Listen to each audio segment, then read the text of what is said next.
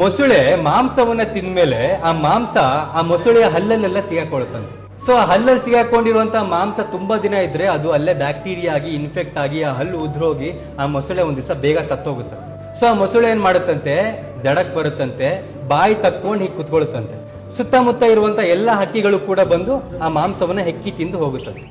So ಹೀಗೆ ಮೊಸಳೆಯ ಬಾಯಿಯಿಂದ ಮಾಂಸವನ್ನ ಹೆಕ್ಕಿ ತಿಂದಿ ಹೋದಂತ ಒಂದು ಹಕ್ಕಿ ಜಿಂಕೆ ಹತ್ರ ಹೋಗಿ ಹೇಳುತ್ತಂತೆ, ಜಿಂಕೆ ಅಲ್ಲೊಂದು ಮೊಸಳೆ ಇದೆ, ಅದೆಷ್ಟು ಒಳ್ಳೆ ಮೊಸಳೆ ಗೊತ್ತಾ, ನಮ್ಗೆಲ್ಲ ಆಹಾರ ಕೊಡುತ್ತೆ ಅಂತ. ಅವಾಗ ಜಿಂಕೆ ಹೇಳುತ್ತಂತೆ, ಎಂತ ಮಾತು ಅಂತ ಆಡ್ತೀಯಾ, ನೆನ್ನೆ ನನ್ನ ಮಗುವನ್ನ ಕೊಂದು ತಿಂದ್ಬಿಡ್ತದು ಅಂತ. ಆ ಹಕ್ಕಿ ಒಪ್ಪೋದಿಲ್ಲ, ಸುಳ್ಳು ಹೇಳ್ತಿದ್ಯಾ ನೀನು, ನಮ್ಗೆಲ್ಲ ಅನ್ನದಾತ ಆ ಮೊಸಳೆ, ನಮ್ಗೆಲ್ಲ ದಿನ ಊಟ ಕೊಡುತ್ತೆ, ನಾವೆಲ್ಲ ಅದ್ರ ಬಾಯಲ್ಲೇ ಹೋಗಿ ತಿಂತೀವಿ, ನಮ್ಮನ್ನು ತಿನ್ನೋದಿಲ್ಲ ಅದು, ನಿನ್ ಮಗುನ್ ತಿನ್ಬಿಡ್ತಂತೆ, ನೀನ್ ಸುಳ್ಳು ಹೇಳ್ತಿದ್ಯಾ ಅಂತ ಹೇಳಿ ಹೋಗುತ್ತೆ. ಸೊ ಇದರಿಂದ ನಾವೇನ್ ಅರ್ಥ ಮಾಡ್ಕೋಬಹುದು ಅಂದ್ರೆ, ನಮ್ ಜೀವನದಲ್ಲಿ ಯಾರೋ ಒಬ್ಬರಿಗೆ ಒಳ್ಳೆನಾಗಿರೋ ವ್ಯಕ್ತಿ ನಮಗೂ ಒಳ್ಳೆನಾಗಿರ್ಬೇಕು ಅಂತ ಎಲ್ಲೂ ಇಲ್ಲ. ಅಂಡ್ ಇನ್ನೊಂದು, ಯಾರೋ ಒಬ್ಬ ವ್ಯಕ್ತಿ ಯಾರಿಗೋ ಒಳ್ಳೆನಾಗಿದ್ದಾನೆ ಅಂದ್ರೆ ಅವನಿಂದ ಅವನಿಗೇನೋ ಉಪಯೋಗ ಆಗ್ತಿದೆ ಅಂತ. ಅಂಡ್ ಮೂರನೇದು, ಆ ಮೊಸಳೆಯ ಒಂದು ಹಲ್ಲಲ್ಲಿರುವಂತ ಮಾಂಸ ಎಲ್ಲ ಹಕ್ಕಿ ತಿಂದ್ಮೇಲೆ ಆ ಹಕ್ಕಿಯನ್ನು ಕೂಡ ಮೊಸಳೆ ಬಿಡೋದಿಲ್ಲ.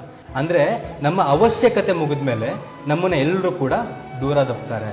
ಸೊ ಒಬ್ರ ಕಷ್ಟಕ್ಕೆ ನಮ್ಗೆ ಯಾರು ಸಹಾಯ ಮಾಡ್ತಾರೆ, ಯಾರು ಒಳ್ಳೆಯವರು ಯಾರು ಕೆಟ್ಟವರು ಅನ್ನೋದನ್ನ ನಾವೇ ನಿರ್ಧಾರ ಮಾಡಬೇಕು ಅನ್ನೋದು.